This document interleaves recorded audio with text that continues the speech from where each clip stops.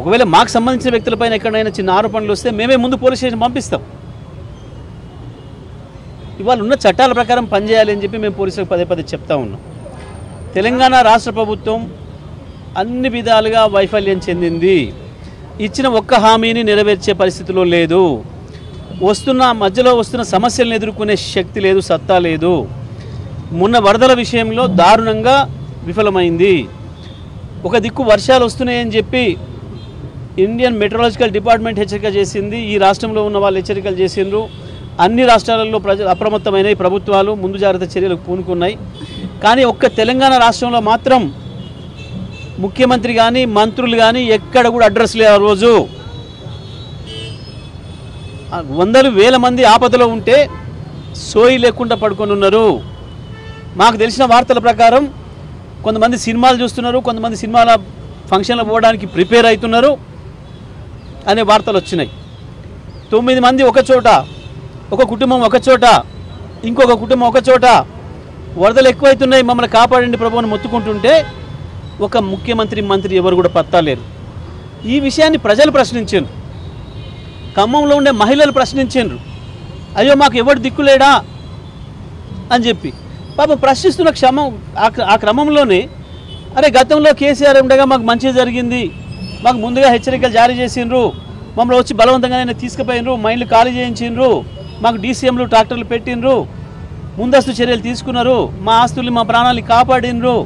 కానీ ఇవాళ ఆ పరిస్థితి లేదు, మాకు చెప్పిన వాడు లేడు, మాకు దిక్కు లేకుండా అయింది అని చెప్పి వాళ్ళు చెప్పారు. ఆ సందర్భంలో అవన్నీ కూడా సోషల్ మీడియాలో వచ్చినాయి. సరే మెయిన్ మీడియాను మీరు మేనేజ్ చేస్తున్నారు, కొన్నిట్లో వచ్చినాయి, కొన్నిట్లో రాకపోయినా సోషల్ మీడియాలో వచ్చినాయి. దానికి ఇవాళ ఆ సోషల్ మీడియాలో పెట్టిన వాళ్ళను వేధిస్తూ, మాట్లాడిన వాళ్ళను వేధిస్తూ, ఆ క్రమంలో భాగంగానే అక్కడికి వెళ్ళిన బృందం ముఖ్యమంత్రి పోతే ప్రజలు తిరస్కరించారు. అదే మరి హరీష్ రావు గారి నాయకత్వంలో మా బీఆర్ఎస్ బృందం పోతే ప్రజలు స్వాగతించారు.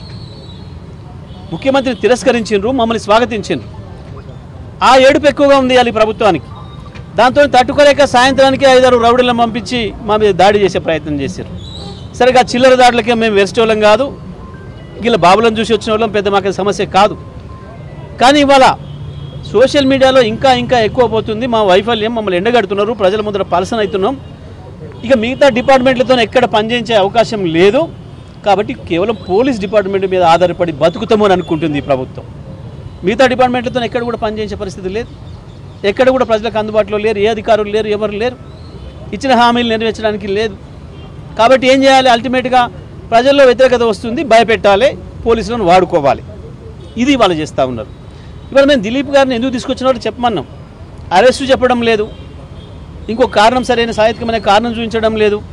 మాకేదో ఉంది అనుమానం, మేము ఎందుకు ప్రశ్నిస్తాం.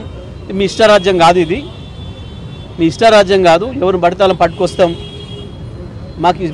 మాకు అవసరం ఉన్నప్పుడు మేము తెచ్చుకుంటాం, మాకు అనుమానం ఉంటే తెచ్చుకుంటాం.